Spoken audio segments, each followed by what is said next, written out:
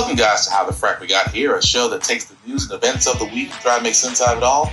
I'm your host, the most Will Buchanan, and on this show, we simply are all about the facts. There are plenty of news stations out there that simply want to do anything short but inform you. Here at How the Frack We Got Here, that's all we believe in. We go up to the left, we go up to the right, we go up to the middle of independence, we go after all sides because there's more than one side of a story to everything. And you need to know it all in order to actually formulate your own opinion. And that's what we try to do here at How the Frack We Got Here. Thanks for listening, and hold on. It's going to be fun. All right, guys. Today's date, November 22nd, 2023, and this is How the Frack We Got Here. I'm most Will Buchanan, How the Frack We Got Here. We do take the events of the week and try to make sense of it all. Before we get started, guys, let you know that we are a news podcast, which means that we try to get our sources of news, the most credible news sources that have award-winning journalism. We do not do sensational news like Fox News or Newsmax or The Blaze, wherever you get your extreme left or right news from. We simply give you just the facts, as well as we try to maintain our language because, hey, sometimes words do fly. At the same time, there may be things that might be shown that might be too graphic for younger viewers, so viewer discretion is advised. So, aside from that, welcome. So, on this beloved before the Turkey Day, folks, well, we do got a little bit of news, and we might as well start off with the one that everybody's talking about. The ceasefire that's happening between Israel and Palestine. In the fighting for Thanksgiving morning, Hamas saying just in the past few hours that the pause will begin at 10 a.m. tomorrow. The Israeli government keeping the Biden administration waiting for 9 hours of talks before finally making the announcement. President Biden welcoming the statement, saying the First Lady Jill and I have been keeping all those held hostage and their loved ones close to our hearts. Coming home, around 50 of the women and children taken in the October 7th terror attacks. 3 Americans are expected to be released in the first group, a senior administration official says, including 3-year-old Abigail Moridan, her family hoping she'll be home for her birthday on Friday. She's turning 4, and to just imagine that she comes home and is with her family is our light right now in such a very dark and terribly horrific period.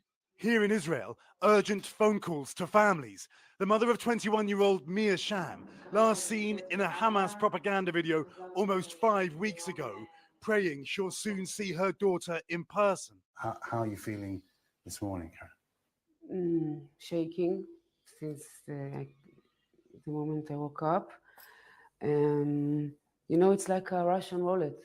We are waiting to see who will come back home.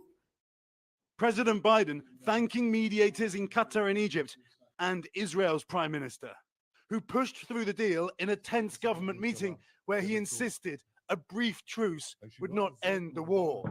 And just yesterday, fierce fighting, 250 airstrikes, Israel says, ahead of the initial 4-day humanitarian pause starting tomorrow. In exchange for 50 hostages, 150 Palestinian prisoners, including some women and teenagers, will be released by Israel. The Red Cross will be given access to the hostages still held, while humanitarian aid will get to the people of Gaza 300 to 400 trucks a day and fuel. The biggest diplomatic breakthrough since 1,200 were murdered on October 7th, and according to the Hamas-run health ministry, more than 14,000 killed in Gaza. And this morning, so many hostage families hoping the agreement holds. Have you allowed yourself to think about what you might say to her the first time you see her? I don't think I will speak. I will just hold her and hug her, and I just want to hold her. And Savannah, we've just been able to look through the list of Palestinians who may be released. They are mainly men accused or convicted of a range of offences, including throwing stones to terror offences like attempted murder or creating explosives. Savannah, if this deal holds, there could be more days of pauses, and on each day, we're told 10 more hostages could be released. Savannah? So, currently as it stands right now, yes, there is a ceasefire put in place that hostages are going to be released. And I know for a lot of us, and I stress this very heavily, I know for a lot of us, especially in the African-American community, it is a little difficult for us to care about what's going on really in the Middle East. It's difficult for us just because, yes, there is some there is a lot of misinformation out there. Number one, I keep stressing that very heavily. If you don't know what's going on, I highly recommend to definitely check out the history between Israelites, Palestinians, and Hamas. I cannot stress that enough because, yes, there is a little bit of a problem. If you see people that are on social media that are trying to basically light the way, exactly saying, wait a minute, this is not the one-sided war you think it is, then yes, that's the whole reason looking into this. But I keep on saying is, as long as we're involved, the war itself will continue. But we will try to keep tabs on that as best we can. It's just that, again, it's not black and white. That's actually about the best way I can say it. That it's not black and white. That there are facts out there that really should be reported on, especially on the Israel side, because they're not the victims they all claim to be. Just saying. But other things, moving right along. Like I said, we're on this pre-Turkey Day, and it is amazing to me that in the world of journalism, you kind of get days where they get the slow news days, like. For example, the next story I'm about to play, Americans living paycheck to paycheck. I think we can follow this under no shit, Sherlock. Back, well, with Thanksgiving almost here and holiday shopping already underway, Americans say they're feeling the pressure financially. That is according to a new report by the Lending Club. That's a financial services company. It found 60% of adults say they are living paycheck to paycheck heading into the holidays. Let's bring in Caleb Silver for more on this, our friend and editor-in-chief at Investopedia. Caleb, good morning. Always great to have you with us. So hearing that number, 60% living paycheck to paycheck, also kind of the inverse of that stat is 4 in 10 consumers consider themselves worse off than last year.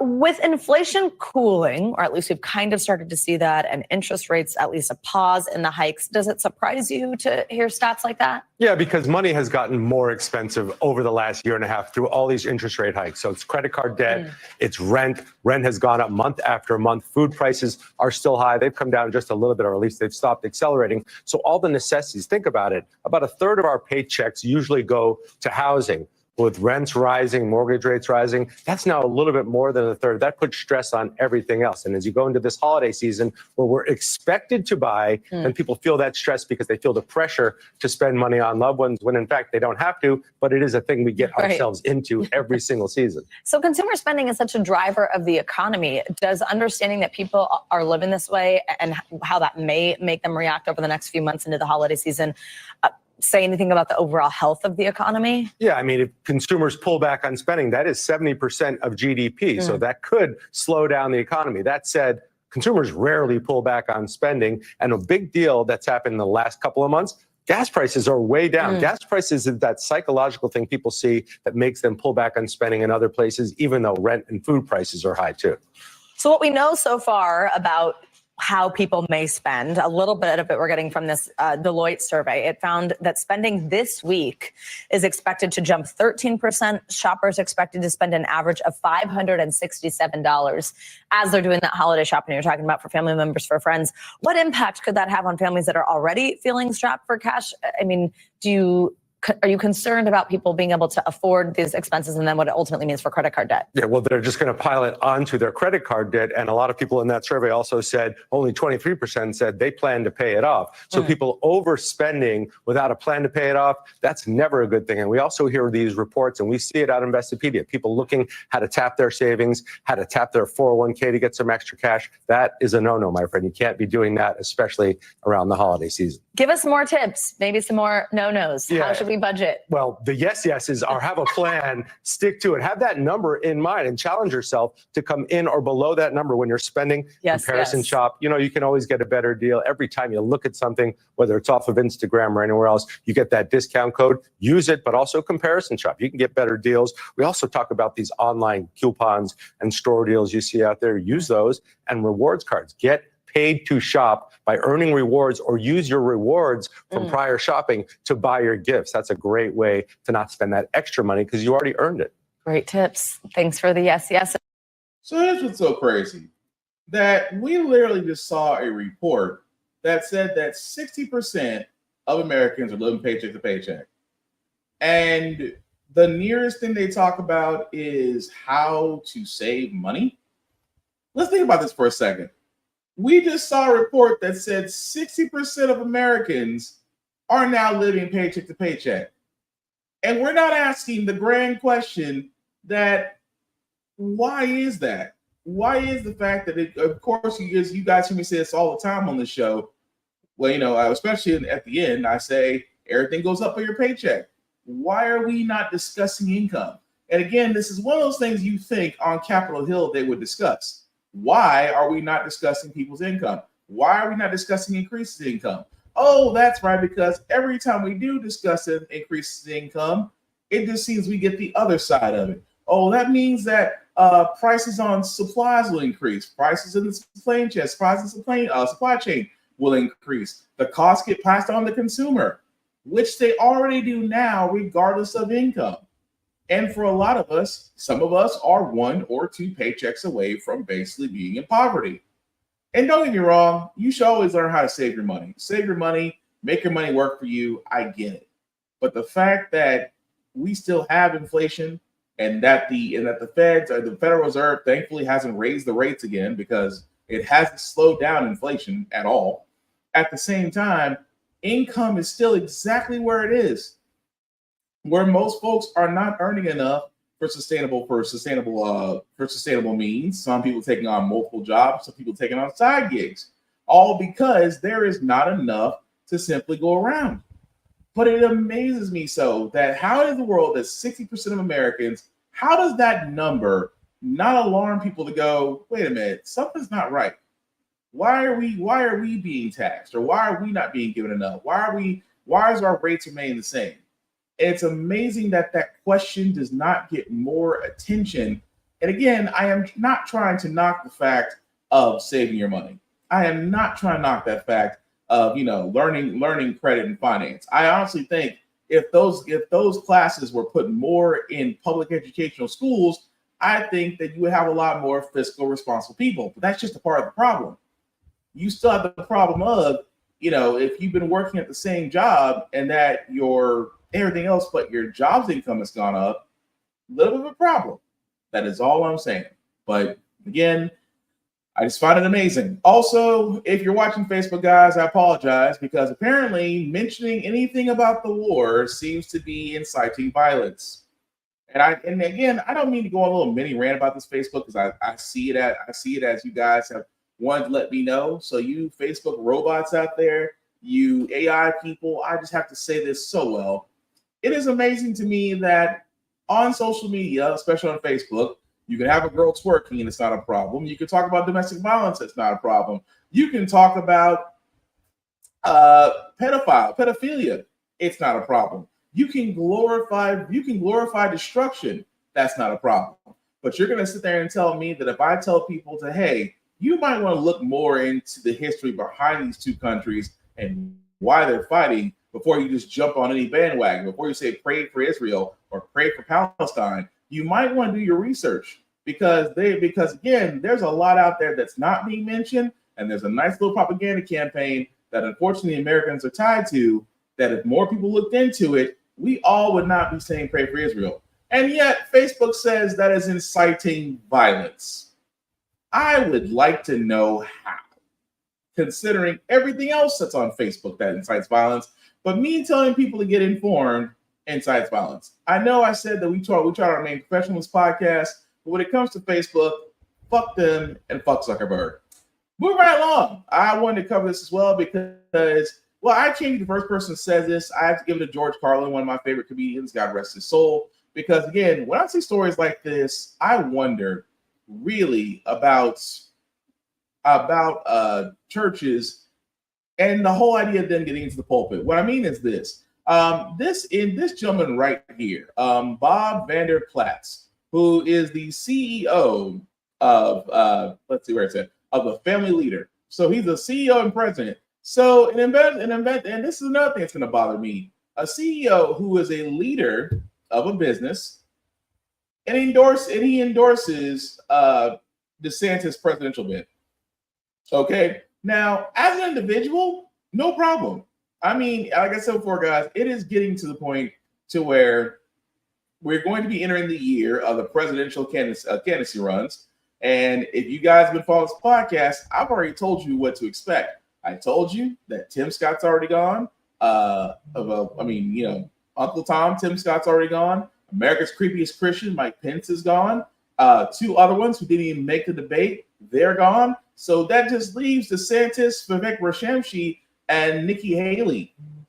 Oh, and let's not forget America's favorite dark horse, which somehow seems to be somehow still in this, even though he hasn't attended a debate or anything of that matter. Donald Trump is still a part of this. So again, guys, I find it amazing that 3 people are all going for second place. Still, but going back to the article for a second, that again, you have these pastors, these evangelical leaders that are coming out and throwing their support behind candidates. Here's what I say about this: regardless they're trying to support a Democrat, a Republican, or an independent. My thing is, if you are speaking on behalf of a church and decide to put your support behind a presidential candidate, I think you seriously need to look at your tax situation. Now, again, churches aren't taxed; they are seen as a 503c corporation in the eyes of the IRS, which means they don't pay the same tax that a normal business does. But in the event that you decide yourself that you want to give a political swing to whichever direction you decide to go into, I seriously think that we need to look at that.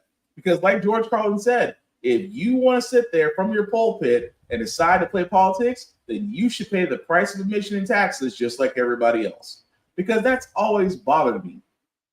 Not the fact that some churches have amassed so much money that they would call mega churches, Joel Osteen. But it's the fact of the matter is that, well, for one party, their conservative base is flaunting themselves as overly religious or Christian. So, of course, Christian foundations, which make their money off fleecing these people, are of course going to put a there and say, "Oh, we support Ron DeSantis," and DeSantis needs all the help he can get, considering the fact he is still not ahead of Trump.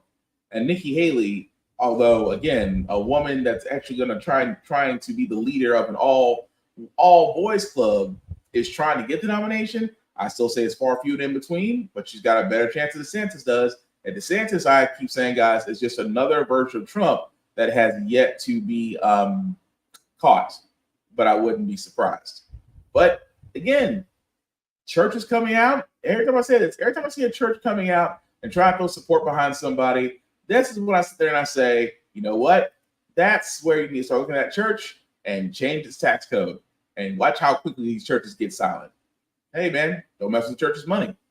But speaking of things about messing with people, things about messing with money, I think finally, when it comes to George Santos, we finally might be rid of him. Into his conduct. Santos is facing more than 20 federal felony charges, including conspiracy, wire fraud, aggravated identity theft, and credit card fraud. Now the House Ethics Committee just released a report saying it found, quote, substantial evidence that Santos broke the law and has referred its findings to the Justice Department. ABC's Jay O'Brien has the latest from Capitol Hill. Hi, Jay. Diane, at this hour, we're learning that Representative George Santos has announced that he won't run for a second term after the release of that scathing House Ethics Committee report that details findings that the Ethics Committee says shows that Santos used campaign funds for personal reasons, funds that were given by donors to the Santos campaign that the Ethics Committee says Santos used to pay down credit card debt, to shop at stores like Hermes, to shop at stores like Sephora. They even said they were used allegedly for quote unquote small purchases on OnlyFans, as well as expensive hotel stays.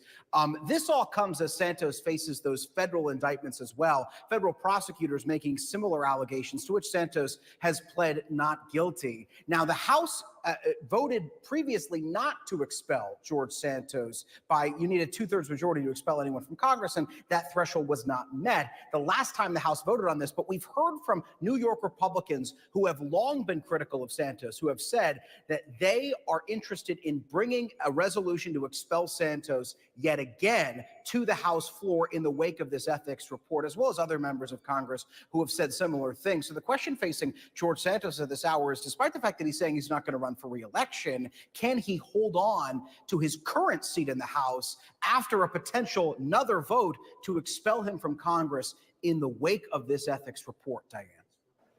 Meanwhile, Jay, the Senate voted last night to pass a short-term government funding bill and avert a shutdown. What comes next? Yeah, that was a late. So yeah, let me stop it right there because it's going to the government shutdown bill, in which it did get passed, and Congress is safe yet again for another couple of months. But George Santos, a man who we knew from Jump Street, has lied about campaign funding, lied about his education, lied about so many things. And now the ethics group, the ethics committee, have found it all out to be true. And yes, they're trying to bring a measure up to actually boot George Santos out. Here's the problem. The Republicans, and I say this, I'm trying to be very nice about it. I don't think the Republicans are going to boot him out. Even with overwhelming evidence, and I said this before many weeks ago about George Santos when the story first broke. I said, if he's still found out to be guilty after this ethics committee has done their job, I guarantee, above all else, the Republicans will not boot him out. I guarantee it. Why? Because the Republicans need every vote they can get. I mean, even with their new House Speaker, the Republicans hold a slim majority in the House of Representatives. And even with overwhelming evidence, I do not think that he will bring it to the floor to have Santos removed. Even though the Democrats are putting a motion on the floor, it is up to the House Speaker to bring it up. And again, because the Republicans have the overwhelming majority, I do not see them getting rid of Santos, even though Santos has said that he is not seeking re-election after this term. Gee, I wonder why. But at the same time, guys, it's one of those things where I keep saying Republicans need to stop BSing about what they're there for. They are not there for people. They are there for themselves. They are there for their party. They're there to conserve power. And if they can do so by any means necessary, that they absolutely, positively will. So again, we really should not be surprised by this. It's the whole idea of the fact of the matter that they are basically trying to keep power. And they will gladly keep Santos there, even if it is for one term. But speaking of things that are needing our attention, again, I talked about this earlier, guys.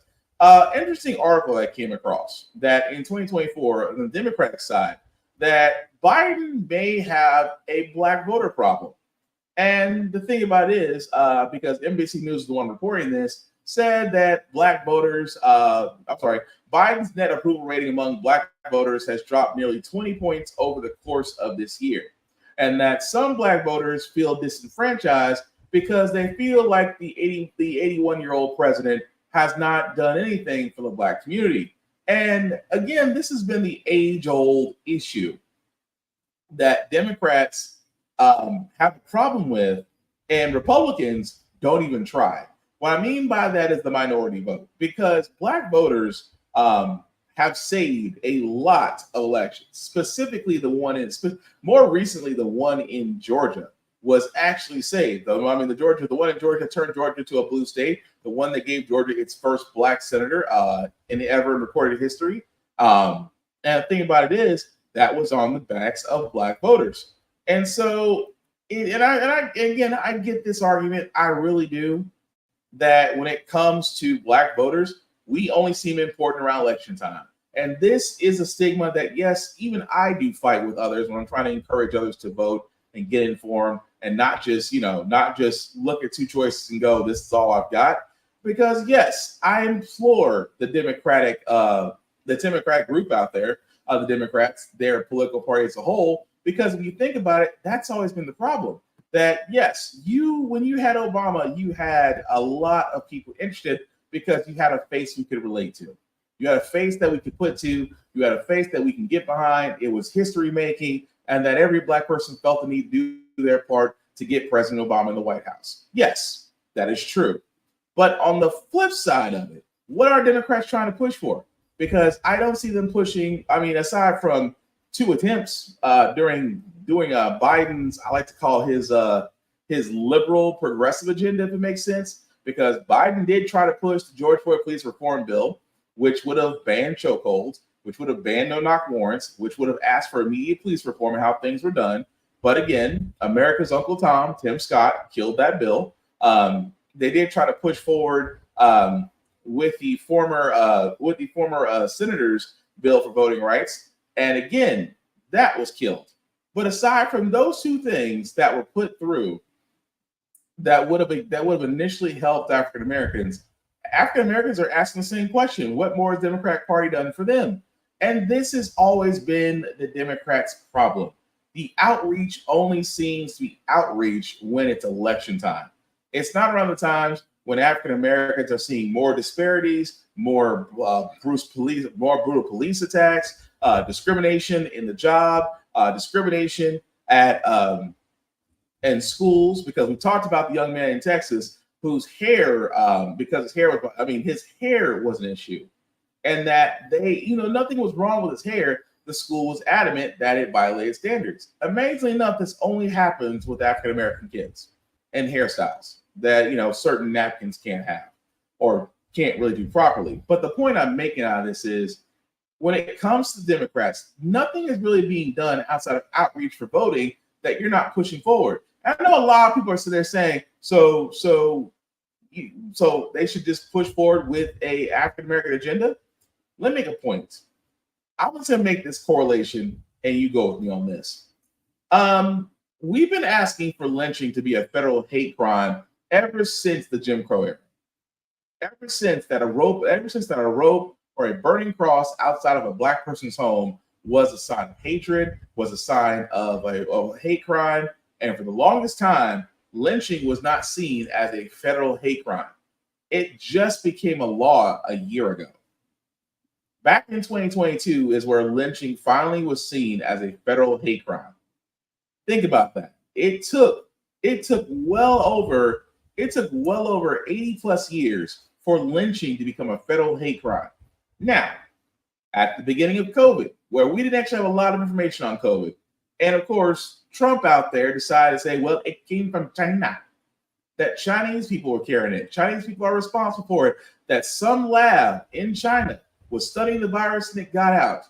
The insinuation on Chinese people led to an attack on Chinese people getting attacked, including the U.S. So, with those attacks happening in the U.S., what happened? There was a COVID bill that was introduced that was actually aimed at hate crimes against Chinese Americans that was passed through by both parties in record time. Again, I'm just going to point this out. Think of the stand up to anti-Semitism and Jewish hate. See how quickly those things got into motion versus justice for African Americans. And you wonder, and I tell people all the time, it's a little hard to argue that. It's a little hard to argue how things put in motion to protect other ethnic groups go a lot faster than protecting African Americans. Every time that's brought up to me, I have no answer for that. I have no answer for it because you know why? That is the black eye that Democrats have when it comes to trying to get the black vote. Because initially, like I said, even now, with Biden running again for a second term, here's how they're saying it. Well, Biden's running, Trump's not in prison yet, and do you really want DeSantis, Haley, or Vivek Ramaswamy as president? That's how they're telling it to us. They're not sitting there saying, well, how come we can't get more protection for economic boost? How can we get more protection or at least more opportunities for entrepreneurs, for more STEM research in areas that have low public funding and things of that nature? How can we not increase that in those areas to actually benefit those? Again, so well, it will only benefit African American children. Well, everything else benefits other children. And we just sitting there the whole time just going, and we're supposed to be okay with that. But when it comes near election time, every black person, please come vote for us. We need your vote. And they wonder why black people feel disenfranchised. Why some black people be like, I don't want to vote because I don't like Biden, I don't like Trump. And I cannot stress that enough. No action might as well just be a vote for the other side. So I say this because even though I am progressive, I never labeled myself as Democrat or Republican. I do stress heavily that when it comes to the whole idea of trying to really reach out to other voters, that yes, you have to address their needs. You have to let them know that if we're elected, this is what we're going to do, and you have to follow through with it. Simply put, do the things that you would do for other ethnic groups. Is what a lot of Black people are saying, outside of just showing up for election time. Pretty much. But speaking of election time, Trump's still having issues because, well, there's still a party out there that's trying to make sure he doesn't run, even though with everything going against him right now. But you'll see what I mean momentarily. Keep Donald Trump off the ballot in 2024. A group of Republicans has brought the challenge in Colorado, arguing that the president's conduct around January 6th bar him from serving as president again. It's one of several constitutional challenges to Trump's candidacy. Senior investigative correspondent Aaron Katursky has the story. Good morning, Aaron. And George, good morning to you. This is the first time a court is going to consider whether the 14th Amendment makes former President Trump ineligible to run again. The key question here is Trump's conduct on January 6th disqualifying? This morning, a group of current and former Colorado Republicans is trying to convince a judge Donald Trump engaged in an insurrection or rebellion, violating the 14th Amendment. As proof, they played Trump's own words from January 6th. And if you don't fight like hell, you're not going to have a country anymore. They showed photos of rioters outside the Capitol and video of them breaching the building. The judge heard testimony from Capitol Police Officer Winston Pinjon, who described hand-to-hand combat in the halls of Congress. I was punched in the face on my left side, and I was also pushed or attacked on the right side.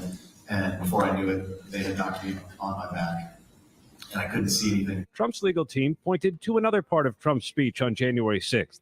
I know that everyone here will soon be marching over to the Capitol building to peacefully and patriotically make your voices heard. His attorneys called the case weak. The best they have is trying to be a mini-me January 6th report. That's the best they've got. Sort of a pretty slick movie production. And that's not real evidence. That's a partisan witch hunt. The case rests on a constitutional clause written after the Civil War to prevent those who backed the Confederacy from serving in government. They've got to prove that he engaged in an insurrection in some way, and they've got to prove the legal issue, which means that by engaging in that insurrection, that automatically disqualifies him from holding the presidency. The Colorado case is the first of several similar challenges. A Minnesota case is going to be heard later this week. But Robin, it seems likely this is all destined for the Supreme Court, which will have the final say. It does. Now think about that. I have been saying that because this is not the first time the 14th Amendment. This is not the first time the 14th Amendment was used to sit there and say that yes, that someone should be disbarred because they did incite insurrection against the United States. And I'm sitting here and I'm going, yeah. He literally said on video, "We're going to go down here and we're going to stop the count." I mean, when you hear "stop the count," when you hear "we're going to go down to the count," we're going to go down to the count, we're going to go down to the Senate building and stop this. That is, and he incited a crowd on that day to go in there and wreck the building and put lives at risk. And I'm trying to figure out for the longest time, how is that not violating the 14th Amendment? Because that's the problem with Trump. It's like Trump is literally, he's like that one insect that no matter how well you clean a house, that insect always finds its way back in. Now, I'm not saying that, this will not go through or will happen. Again, Trump is facing multiple lawsuits on all sides. So again, it only takes one of those federal cases to this.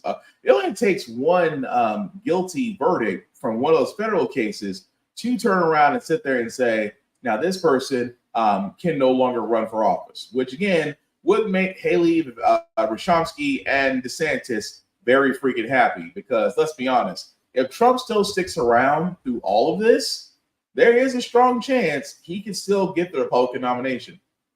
And that alone should tell you everything about America. Only in America can you face multiple felonies and still somehow be president.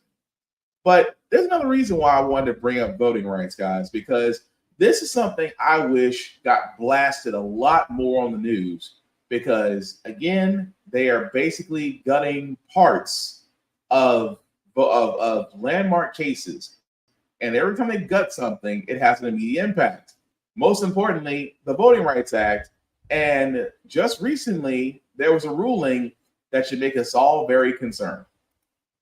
Could severely limit legal challenges under the Voting Rights Act. A federal appeals court threw out a lawsuit by an Arkansas NAACP chapter challenging a redistricting plan they say would dilute black voting power in the state. The court says only the federal government, not private citizens or groups, can bring a case like this. Let's bring in senior Washington reporter Devin Dwyer, along with ABC News legal contributor Kim Whaley for more. Now, Devin and Kim, thank you so much for joining me.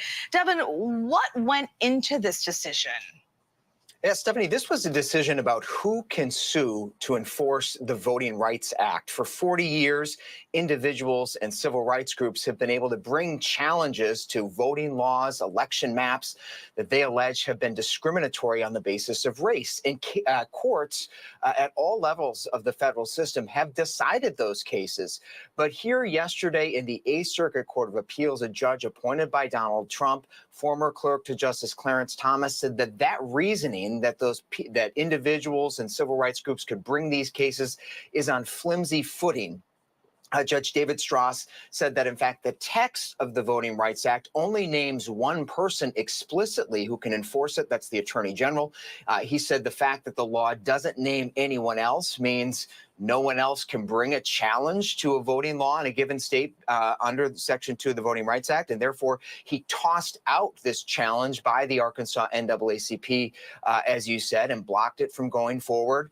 And this is a major decision. If this were to stand, it would upend decades of process around the Voting Rights Act and really limit the ability of individuals and civil rights groups to challenge voting laws. Wow, a key part of the Voting Rights Act. Kim, what do you make of this ruling? Well, it's really bizarre given that the United States Supreme Court just decided a case called Allen versus Milligan, in which they, in a 5-4 decision, upheld a challenge to gerrymandering in another state under the same statute. So on the one hand, it's a technical sort of textualist reading saying only the Justice Department can bring these cases. But on the other hand, it just ignores decades of precedent, including out of the United States Supreme Court. So it'd be weird to go to the court and say, by the way, what you've been doing is somehow illegal. But it does also put pressure on the Department of Justice to start bringing more cases, and they just arguably don't bring enough. And Devin, as you mentioned, this could go to the Supreme Court. So what are the next steps? Well, the NAACP, Stephanie, could appeal to the full 8th Circuit. This was just a 3-judge panel of this appeals court that decided this. It was a 2-to-1 decision, so they could attempt to get another look at this at the appeals court. But in any case, this is likely bound for the Supreme Court. It would likely arrive at the Supreme Court next year, which, of course, is a major presidential election year. So a lot on the line there. And we know that Justices Clarence Thomas and Neil Gorsuch have previously indicated their openness to reconsidering the ability of individuals and civil rights groups to bring these kinds of challenges. So already 2 members of that court are skeptical. But as Kim was just talking about there, it's sort of one wonders what the rest of the court will think about this, especially since just last term, as she said, and in other cases over the years, the court has taken up these issues and decided them. So we'll have to see. All right, we will see. We will certainly. And again, we should be very concerned. The fact that if an organization like NAACP can't bring up the fact that the Voting Rights Act is using the Voting Rights Act, talking about these redistrict areas that they're basically trying to cut out eligible voters from, and the fact that they're trying to sit there and say, well, groups like yourselves can't bring that forward. Are you freaking kidding me? But only the government can? Now, of course, it did come from 2 judges that were appointed by Trump, so that could probably be, again, brought up, and that decision can be appealed. But this, ladies and gentlemen, is our reality. And I keep pointing this out, that I'm surprised this does not get more news. And what I mean by that is that the Voting Rights Act, which is basically put in place to make sure to ensure the fact that our rights are protected as American citizens in the election process.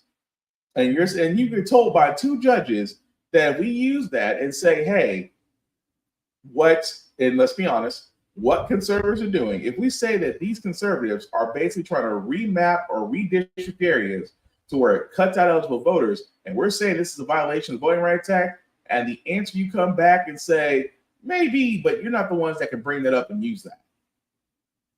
I keep saying this all the time, folks. There's a reason why myself and many others out there are all saying, fight for your right to vote, to be informed, to literally be involved, because these are the things they're trying to do to make sure that you yourself do not have the right to vote anymore. But like I said, I'm pretty sure that a decision is going to get appealed again. It's going to get appealed, hopefully get a different ruling. But that's the things I'm pointing out right there, that you have those as judges when they, again, and the scary part about this all is this still may wind up going to the Supreme Court, which again, overly conservative. I do not very high. If it was balanced, I would feel better about it. But an overly conservative Supreme Court never spells out success for me. Considering the fact that they're the same ones that turned down Roe versus Wade, they've gutted a part of affirmative action, which I still find it's interesting that affirmative action was initially put there to help advance people of color, and at the same time taken down by 5 individuals who claimed discrimination from an Ivy League school. I know. But unfortunately, guys, there is some sad news that we have out there is that, again, another shooting, another senseless shooting. However, at this point, no lives been lost, but I feel like this is starting to become too mundane, especially in America. We turn now to the gunman who opened fire inside a Walmart in Ohio. It happened in Beaver Creek near Dayton, wounding 4 people before turning the gun on himself. Tonight, the police body camera video showing officers in pursuit through that store and what we're now learning about the possible motive. Here's ABC's Alex Perez. Where's he at? Tonight, an investigation underway as authorities search for a motive and answers after a gunman opened fire inside this Ohio Walmart, wounding 4 people. Active shooter inside Walmart. The chaos unfolding about 8:30 p.m. Monday. Police say a man walked right into this Dayton area Walmart with a long gun. The man, later identified as 20-year-old Benjamin Charles Jones of Dayton, Ohio, started shooting. Frantic shoppers taking cover, calling 911. He's shooting. He's shooting? Jones critically wounding 3 adults, all shoppers, another sustaining non-life-threatening injuries. We need an ambulance now. She got shot in her head, or she fell and busted her head to something. Like, there's a lot of blood. Body camera video showing officers responding, combing through the store to locate the shooter, finding him minutes later after police say he shot and killed himself. Shooter down, self-inflicted gunshot wound. And David, local authorities are now working with the FBI as they examine the suspect's background. Walmart says they are cooperating with the investigation. And again, another senseless shooting. It really is. Now, we're not going to, like I said, not to speculate because that news will come out eventually about exactly what's going on or exactly why the gunman did this. But as of right now, we can report that there was no loss of life, that at this point they are still hospitalized. But there is, like I said, the only bright side we seem to find out of this, that the only life that was lost was the gunman himself, at least for now. But yeah, that's a recent story. So you can only imagine once they find out. And again, I'm not going to speculate because these people are getting firearms that really they shouldn't have. But again, we'll wait for it to come out because it's usually something. I'm just hoping there's not a manifesto or worse with this. But the other story I want to get into, guys, is again with something that's a little bit closer to home, especially in Tennessee, where it's the fact that even though we're about to have Thanksgiving for a lot of us tomorrow, food and keeping our children fed has always been a problem in America. But even more so, you would think one of the richest countries in the nation, we shouldn't have that problem. And yet we have stories like this. As Americans prepare to gather around the Thanksgiving dinner table, we want to shine a light on the millions of people in this country who are struggling with food insecurity. According to the USDA, more than 44 million people right here in the U.S. do not have enough food to eat, or they can't access healthy food, and that includes 13 million children. And it's a problem that doesn't affect everyone equally. The nonprofit Feeding America's annual report finds that while people experience food insecurity in every community, children, seniors, and people of color are disproportionately affected. The CEO of Feeding America, Claire Babineau-Fontenot, is joining us now. Claire, thank you for being here with us. And first of all, can you expand on some of these numbers, put this into scale of the crisis that we're seeing, and explain why these certain communities face it more than others? Yes. So first, thank you for having me on and for helping us lift our voice for them. So to give you context on the number you provided, nearly 14 million children, 13 million, that's 1 in 5 children in this country who don't have consistent access to food. 1 in 7 people across the country, 44 million people. And the people who are accessing the charitable food system, of which Feeding America is a major part, even more people, nearly 50 million people, were forced to turn to the charitable food system in order to feed themselves and their families, including their kids. The good news is that we can do something about it. We've actually done things in the past that work. We need to understand that the problem persists, and we need to decide that it's simply unacceptable. And it certainly cannot be ignored. Last year, the child poverty rate nearly doubled to 12.4% after the child tax credit expansion that was part of President Biden's American Rescue Plan ended. That was in December of 2021. So explain why the problem now of food insecurity is just getting worse. Yeah, I think it can probably be a struggle for people to think about the fact that the economy seems to be doing so well. And yet, how could we have that many people who are food insecure? Well, we talk to people experiencing hunger, and they tell us that food insecurity is a symptom of poverty. That when they might get a big promotion at work that provides them with a couple more dollars per hour in pay. And on top of that, though, they had access to childcare. It goes away because now they're above the threshold for receiving childcare subsidies. Or they talk a lot about what's happening with housing prices. And how when those housing prices skyrocket, it impacts them specifically and really, really hard. You mentioned communities of color. Wherever people of color live in the country, whether it be in rural America, in big city centers, or everywhere in between, communities of color have to address systems that perpetuate them continuing to struggle with food insecurity at rates that are inordinate. But something that might be missed in the most recent data that I think it's really important to flag as well, more and more people with higher income are, in fact, food insecure today than in the past. And we really need to wrestle with the fact that, again, this is a symptom of poverty, that we need to be addressing the whole person and all the various things that impact a person's well-being. We need to do the things we know work, like child care credit, like during the pandemic, we did lots of interventions that we know helped. During the pandemic in 2021, 60 million people turned to the charitable food system for help. 38 million people identified as food insecure. Then the very next year, with additional things being put in place to be helpful, that number went down drastically. When those supports were taken away, as you might imagine, the number went back up. And in fact, the number we have now is one of the highest rates of food insecurity since they've started measuring rates of food insecurity in this country. It's just unimaginable. And you're right, you have to deal with each person with their individual needs on a unique basis. And as you know, I mean, right now it's the season of giving, right? So what is your message to people as they enter this holiday? How can they really help? Well, we always talk in terms of food, funds, and friends. Right now, the charitable food system is really being stretched well beyond its capacity. We're having to do the unthinkable, which is to turn people away because we don't have enough to provide. because food donations are down, because we also have the opportunity to provide federal commodities to people, and they're down by 48%. So I'd say go out to feedingamerica.org. There's a food bank locator on that page. Put in the zip code for the community that you care the most about. Reach out to that food bank and do the things you can to help. All right, will do. Good message, Claire. So on that note, I understand. I get what you're saying, that it always comes down to a few things.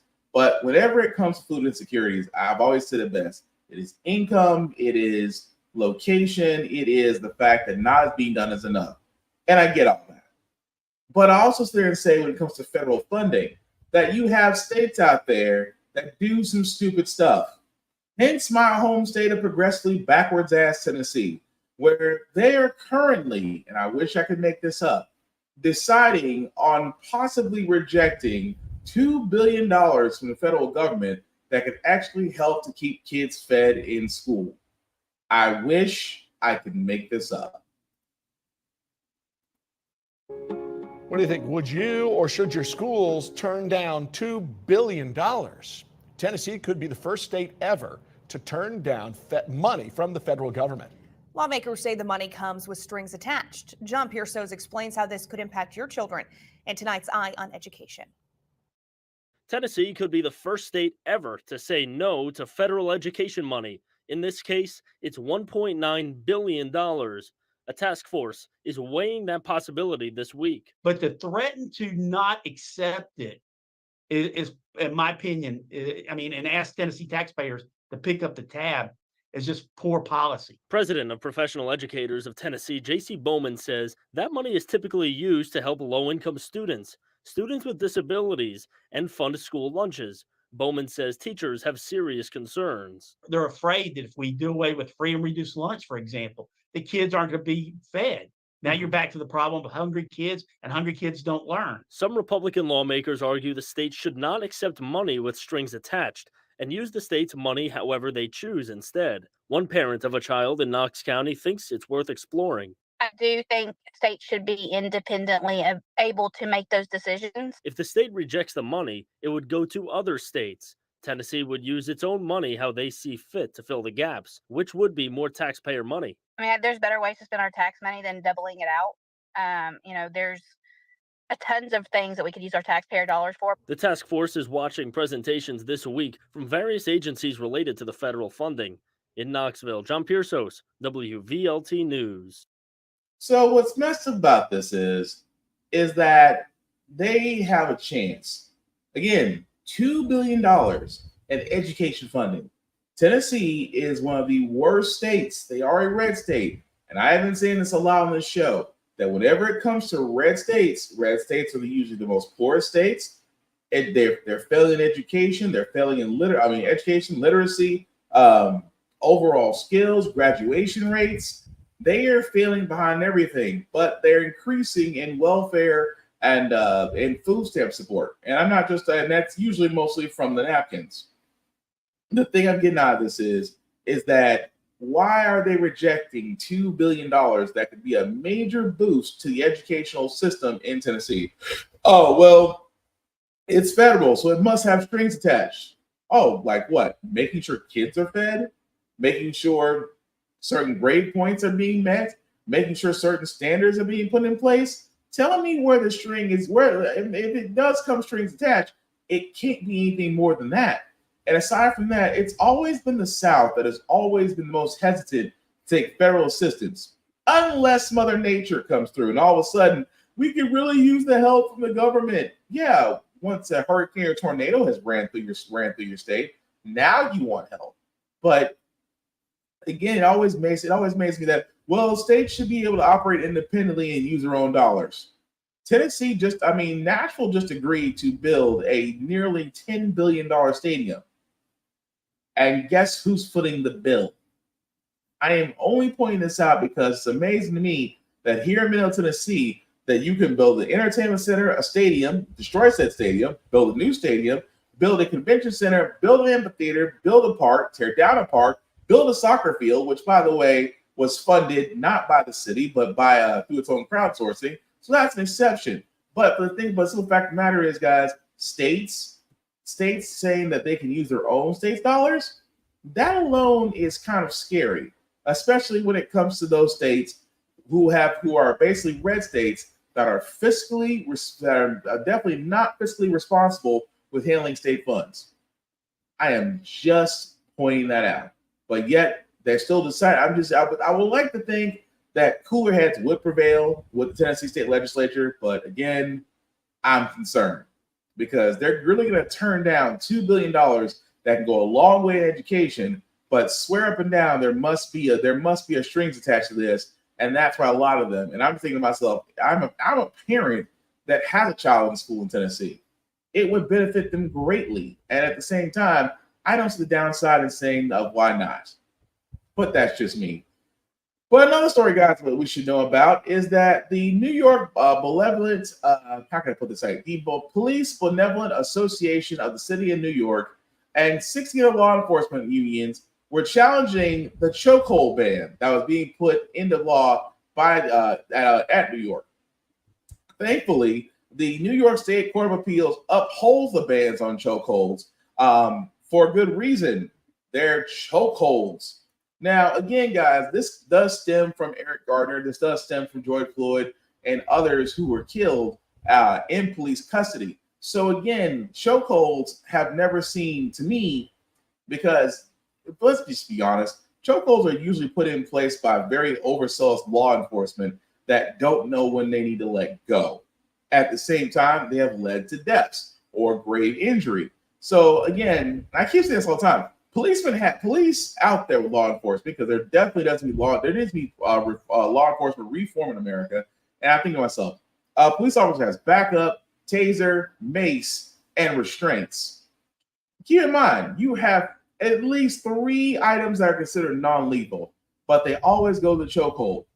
The chokehold, which again can suppress a target. It can also kill a target in a matter of seconds. And again, it amazed me so that when it comes to police unions and law enforcement groups out there, they're like, oh, no, we need this. Tell me, why do you need a tool to subdue a suspect that can wind up ultimately killing them?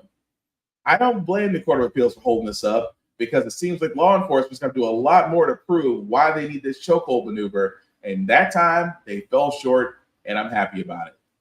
But speaking of things, guys, we're going to be a little sad to talk about. The next story, again, the story that we have covered here on How the Frack Got Here, because, again, a woman finally got to bury her son after finding out her son, who she reported missing, was killed by a law enforcement officer in a hit and run, and yet was buried in a pauper's field, and no one for the longest time notified her about that.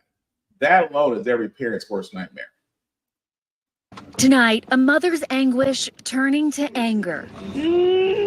Betterson Wade thought she'd finally get some peace of mind, working with Hinds County, Mississippi officials to exhume the remains of her son, Dexter, who was killed and buried without her knowing. But Public Works officials went ahead with the plan hours before she arrived. I didn't get to see him come from the ground. Okay, cover up. I mean, y'all keep telling me y'all didn't do it unintentionally. This is not an intention to me. But how? If this is y'all child, what would y'all think? Her son's remains had already been dug up and put into a body bag. Wade says the county made her feel like she doesn't exist and that it didn't matter she's a mother looking to honor her son. The Public Works Department did not return a request for comment. She had to fight for transparency just to get to this point. And even though it's emotional, she ain't no ways tied. For us, it's almost a funeral in reverse. Wade had filed a missing persons report in March, only to find out 6 months later her son had been struck and killed by an off-duty Jackson police officer while crossing a highway. He was then buried in an unmarked grave behind the county jail.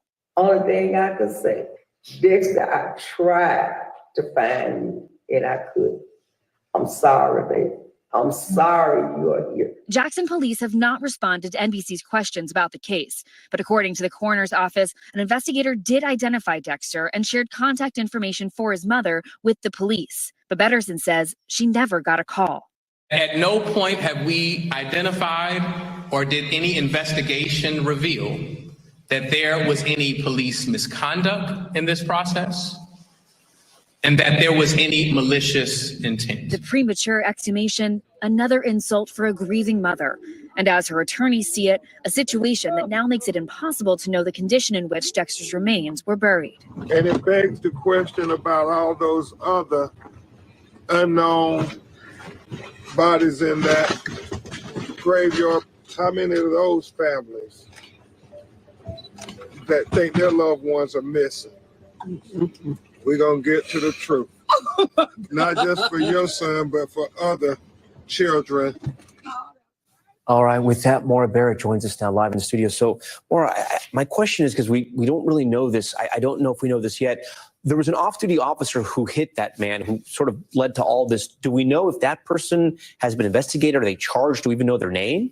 Well, as of right now, all that we do know is that the officer was off duty at the time all of this unfolded. I called the city and the police department looking for clarification on whether the officer is still employed, what that status is, and whether or not this could be involved as part of the larger federal investigation that the family is calling for. We still, like you said, don't know who this officer is. Now, as for next steps for the Wade family, their attorneys are setting up an independent autopsy and are planning a funeral for next week. So to be clear, we try to figure out who this off-duty officer was to see how this whole thing happened, and we've gotten nothing so far. No details yet. Okay.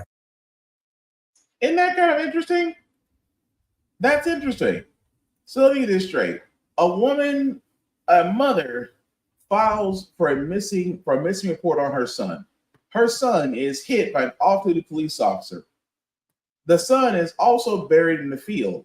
The mother is not informed for several months until someone at the police department finally decides to let her know where her son is. Then she has to do all this stuff to get the body exhumed and finally give it a proper burial. And then having the mayor cover the butts of the law enforcement, and now the officer in question, nobody can't seem to get a hold of him or find out who that person is. How is this not over? This seems like a big ass cover up. A very big cover up. Because again, an off-duty officer hits someone and kills them. I know if it was civilian, you would have their name. You would have their name before they were in jail. But whenever it comes to law enforcement, I keep bringing this up. It's just strange that law enforcement seems to have this explanation for everything. Oh, well, it was just an oversight error. Okay, that means that whoever was over at said people, whoever was the person and said person was in charge, there needs to be accountability. There needs to be. And you feel for that mother because all she wants is the truth. But she also wants justice. The person that took her son's life is still out there and more than likely still working in law enforcement. But why is he getting more protection than the actual victim themselves? That's my question. And again, that's a question that really does need to be asked when it comes to law enforcement. Why are they giving quantum immunity? Why are they always giving the benefit of the doubt? Why is it always on their side? They get the more presumed innocent till proven guilty than the people that they arrest. And again, the mayor, in my opinion, might as well be gutless because he's going to sit there and say, well, we've tried to establish transparency. Every time I hear that, it's like a corporate buzzword that just gets annoying because being transparent is not that hard. It's the fact that when the police are at fault for something, they have to make it to the point to where, oh, we can get out of this if we do said step. But again, I keep saying police reform needs to change. Penalization for officers that are simply not up to snuff. Using the police pension as a way of repaying back the families and victims of those families would curb this overnight. That is all I'm saying. But moving forward, in other words, as far as us not getting justice, Breonna Taylor, the officer that was basically being put on trial for federal crimes. Well, the judge declared a mistrial. Yes, I said it. In the latest attempt to try to hold Louisville officers accountable for the death of Breonna Taylor. We're talking about Brett Hankison. He's a former officer who fired shots into Taylor's home during a botched raid back in 2020. He was facing federal civil rights charges of excessive force. But the judge has now declared this mistrial after the jury deadlocked apparently on these charges. NBC's Shaquille Brewster is following this one for us here. So Shaq, explain what happened here and what this means for the case going forward for the folks who wanted to see Hankison held responsible for what he did that night. Well, Holly, to answer that second part of the question, this means that we could see an entirely new trial to come. The judge setting a hearing for about a month from now to determine the exact next steps in this trial. But let's step back. This is the federal case against one of the officers involved in that March 2020 raid, as you mentioned, against Breonna Taylor.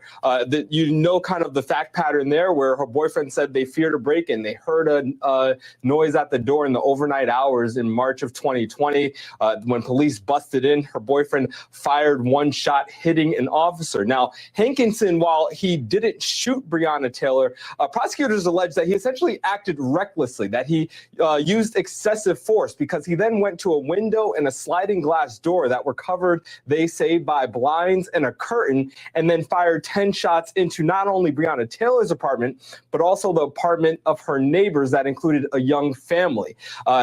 Hankinson was on trial for the similar action in state charges just earlier this year. Earlier last year, he was acquitted in that case, and now a jury deadlocked on whether or not he violated both the civil rights of Breonna Taylor and her boyfriend, but also the family in that neighboring apartment alley. Chef. And it's crazy. A mistrial because the jury could not come to a decision. The jury was deadlocked. And so a mistrial was taken out. And if you're probably wondering, yes, it was a jury of nearly all white people because Lord knows they wouldn't put him in a jury full of all black people. That would be the easiest conviction on record timing. But it does mean that another case will be brought up if prosecutors decide to move forward. But I think it is honestly, to me, crazy that Breonna Taylor, it's been 3 years. 3 years, and this case still is not getting the justice it should have gotten. For a no-knock warrant, for cops going in and shooting first, but they try to say, oh, well, they shot at us. Well, shoot, if you came into my house unannounced, and I have a gun, and I lawfully own the gun, and you're coming in my house with my family, yeah, I'd shoot too. I would shoot too. At the same time, those very same officers seem to be, well, for lack of better words, not being held accountable, even though the officer is still he's a former officer of Louisville PD, but thanks to him and Daniel Cameron, who decided not to prosecute, it took the Department of Justice to try to bring this forward. And even then, a jury of his own peers still couldn't find a way to convict him. And yet they tell us to be patient about getting justice. Speaking of other things that require justice, imagine you've seen a video of a man deciding to punch a woman that's already restrained on the ground by several other officers, and they try to explain it away. And unfortunately, this isn't make-believe. That's another story that happened. Jennings says he understands this is a sensitive matter and people want to see the full body cam video to get a full picture of what happened here. Chief Jennings says the public deserves full transparency in this case, and that's why CMPD has already filed a petition with the court, which is required here by law in North Carolina, to release the video. I understand the outrage. I understand the emotions that come when you look at a video that involves an officer who is punching a female. Outrage over this video showing a woman getting punched several times by a CMPD officer during an arrest in South Charlotte on Monday. Police say it all happened when officers tried to arrest Christina Pierre and a man caught smoking marijuana at a bus stop. CMPD says they both resisted, and during the struggle, Pierre hit an officer several times. Police say she was then taken to the ground. It is a compliance blow. A strike to the peroneal nerve is if someone has their hands underneath them and we're trying to activate an arrest. That strike to the peroneal nerve. While CMPD says their officer hit Pierre in the legs, we received these photos showing bruises and scratches to her face. There was a struggle with a single officer that occurred before his backup did arrive. We think that if those abrasion or bruising on her face occurred, it would have occurred during that struggle at some point. Chief Jennings says the body camera of that officer, identified as Vincent Pistone, was knocked off during the struggle, so it's hard to get a clear picture of the altercation between the two. However, Chief Jennings says the department plans to comb through every piece of video to make sure all of the steps taken were right. He also says he will use this as a teaching moment to take a look at where they can make improvements as an agency. It's a check and balance Greg Jackson with Heal Charlotte says he appreciates. I think a lot of the policies need to change, and the fact that he's brought that to the table and he's addressed that himself just opens up the opportunity to bring it to the table and have more conversations about it. NAACP president for the Charlotte branch, Corinne Mack, calling for accountability. There is no reason for 5 men to hold down 1 woman. There's no reason for one of those men to be punching a person or kneeing a person. Mayor Lyles asking the public to have patience as they review the incident completely. I hope that we have earned enough trust in this community that they can wait for us to take all of the information, put it together, and assess it and decide what's next. The officer who hit Pierre was reassigned as the investigation continues. And as far as the video goes, well, it could take months before it is released. In Uptown. And again, I would have to ask this question. And I have to ask this question because the NAACP president said it. 5 men hold down 1 woman, but yet you see 1 man just striking them. What other reason would you have? Well, it always kills me. It always kills me how you have the police chief, the commander there, was explaining it away. He tried to explain, well, he was trying, when you hit a certain coronal nerve, it opens them up. And, when trying to indicate an arrest, you're telling me 5 of your officers can't take down 1 woman? 5 assault-trained officers can't take down 1 woman without basically beating her. I'm sorry, that's some weak sauce, if I ever did see. And even more so, you have, and again, and this is the problem I have with the police. This is the overall problem that I have.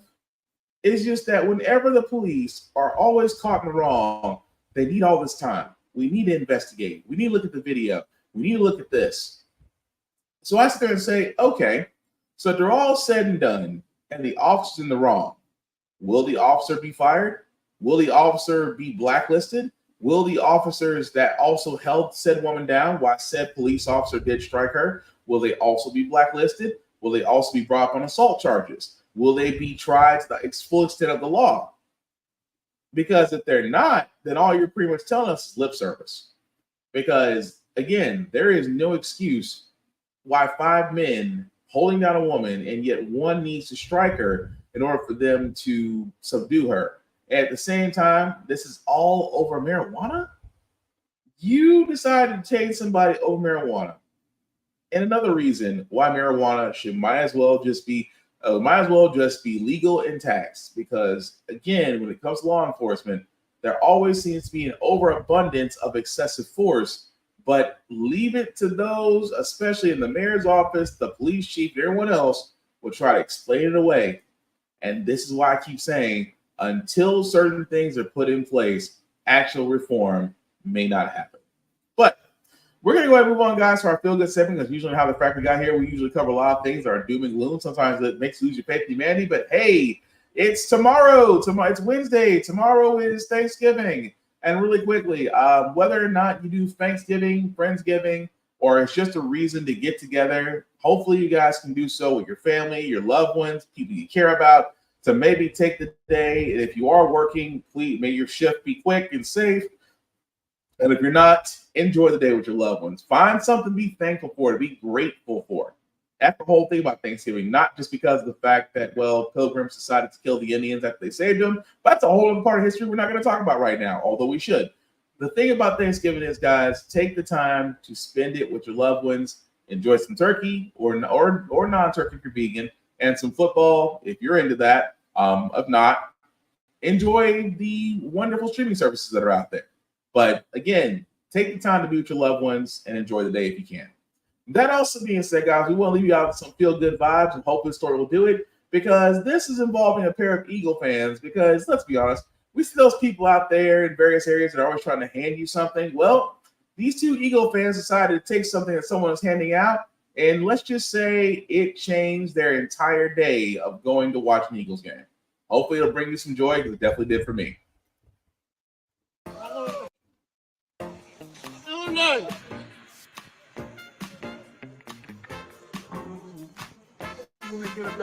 You want me to order you one of those? You won the grand prize. So there's sideline passes. If you want to come and watch the warm up on the sideline, I can take you guys down there right now if you want to come. Right now? Yep. Yep. Oh Oh my gosh, of course. What's your name? Marie. Terrence. Nice to meet you. We were talking about the sideline pass the last We week. were. We kept saying, who are these people down there? How did they get down there? People just like you. This is so great. Ladies and gentlemen, the real Garden of Eden right here. God, this is great. So we see them like live. Yeah. No, I'm on the sideline, not just at the game. I'm on the sideline. Cynthia, you'll never believe where I am. I am on the sideline. On the side. I'm not in the seat. I'm on the sideline.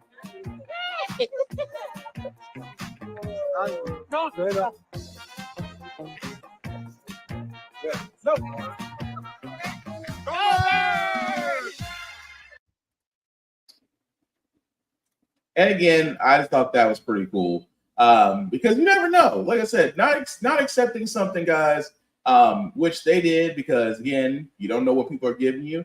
But it's glad to see some people enjoy some sideline passes and get to watch their team and just have fun, spread joy. Nothing wrong with that. But that's gonna do it for this podcast, guys. I do thank you all for watching, for liking, for letting people know this is live, and also at Facebook. Just because, again, we did not encourage violence. We did not encourage to say F Israel or F Palestine. We said none of that. All we said was educate yourself on the history of those two countries and then understand, because it is way too easy to see support Jewish, stop Jewish hate, or free Palestine, or anything in the above. Before you jump into the hashtag pool, do your research. That's all we're saying, Facebook. But again, I digress. We were showing on other platforms on YouTube and on Twitch. So again, thank you all guys who are listening and watching and still commenting. Still, I certainly appreciate it. So shameless plug before I do get out of here, guys. I do want to start with my buddy Vaughn at Big BZA Dot. You can definitely find him, Big BZA Dot, on all social media. He does beats for shows, for music, things of that nature. Or if you just need a custom beat, definitely check him out, Big BZA Dot, on all social media. Aside from that, guys, I did want to bring up something else that I'm glad that I'm a part of, and that I also want you to understand this first, because I know I just got to talk about streaming services. We noticed that Netflix, Hulu, Amazon Prime, things are disappearing, content's dropping and being re-added, but the prices are going up. Because why? They're effing greedy, that's why. And I said to myself, I would like to have a different streaming service that's really more blurred themed than people of color. Well, look no further, guys, because blurredstation.com has arrived. As you can see there, guys, at blurredstation.com, it is a POC and blurred-centric for sci-fi, horror, noir, fantasy, superhero, anime, and action entertainment. As you can see, there were Blood, Emblem, Atwood, and the Undead Horizon, just to name a few. Again, this service, guys, is $10.99 a month. $10.99 a month. You can still get this service at the same time, still be able to get something to eat. Always definitely wonderfully accepted. At the same time, guys, if you ever be so inclined, definitely click to the Join Now button. And when you get to Join Now, under membership subscriptions, if you would select Blurred's Eye View Affinity membership for me, and then from there, under Affinity Influence Partner, you can select anybody there. You can select myself, Black Spartan, or Chris Fury, Roomful of Blurs. We'll be watching Safari TV, Navy Montel, or Geek by Heart. It definitely helps us because, again, we are definitely big people behind this, and we want to move this forward. Now, you're probably wondering, $10.99 Affinity membership, what does that mean? Well, after 36 months of paying $10.99, you guys could actually own a piece of BlurredStation.com. You know how you always want to own a piece of Netflix, of Amazon, of Apple TV, but you didn't want to go on places like you didn't want to go places like E-Trade. You didn't want to go in places like Fidelity Investments and have to spend a crap ton of money just to get one share. Well, here it's $10.99 a month for 36 months, and you too can own a piece of a Blur Station without going through all the trades. And again, this is something that is created for us, by us, for us to enjoy. So let's make it bigger. Let's promote it. Let's share it. And again, going back to the whole thing, don't just like the content, share it. Let people know about it. Let us use word of mouth. Word of mouth is the greatest counter weapon against the algorithm. Because as my friend Room Full of Birds would say, F the algorithm. That being said, guys, of course, you can find me, Black Box 447 on all the socials. I usually do reviews with everything that I read, that I watch, that I play, and gym stuff because I do a couple push-ups. The link at the bottom has been tickering and made it just a little bit bigger for you guys to see. If you copy and paste that link into your browser, it'll take you to my YouTube, Facebook groups for all of my podcasts. How the Frack got here, get bit, of course, off of this podcast. Definitely like, definitely share, definitely subscribe. Let people know about all this because, like I said, it's all about sharing. It's all about really connecting and really pushing forward. Always the word of mouth has always been the biggest thing. Aside from that, guys, I keep saying this. The presidential election is coming up next year. Please be informed. Please know your candidates, not just your national candidates, but your local and state candidates. They may have elections coming up as well, because after the presidential election comes the midterms. Again, get involved. Know your candidates. Know if they stand for your issues. Because again, we're so used to this whole thing of choice A or choice B. But again, not knowing about that could lead to improper choice. And definitely no action of voting might as well be a vote for the other guy. That's how Trump got elected in the first place. So with that being said, guys, last thing I'll say about how the Frack got here, it's all about staying informed. We are not trying to reinvent the wheel. We are simply giving you all the information, allow you to make up your own mind. But we do provide a logical perspective that goes along with it. We do a lot better as a society once we're informed. But progressively, we move forward. We try to right the wrongs from our past by making decisions now that we should have done back then, like electing our first Black woman to the Supreme Court, electing our first Black woman to the Federal Board of Governors, electing our first Black woman as the National Cybersecurity Advisor. All great things. When we don't learn from history, that's when we are doomed to repeat it. That's when we keep asking ourselves, why does everything go up on our paycheck? Why are we electing different politicians in Congress, but still the same old games being played there? And most importantly, how the Frack got here. Thank you all for watching, guys. Have a great Thanksgiving, Friendsgiving, or Festivus for the rest of us. Spend some time with your loved ones. Get some peace. Get your mind right. And if you're working, may your shift be short, but that paycheck be great. Take care of yourselves and each other, guys. I'm out of here. Peace.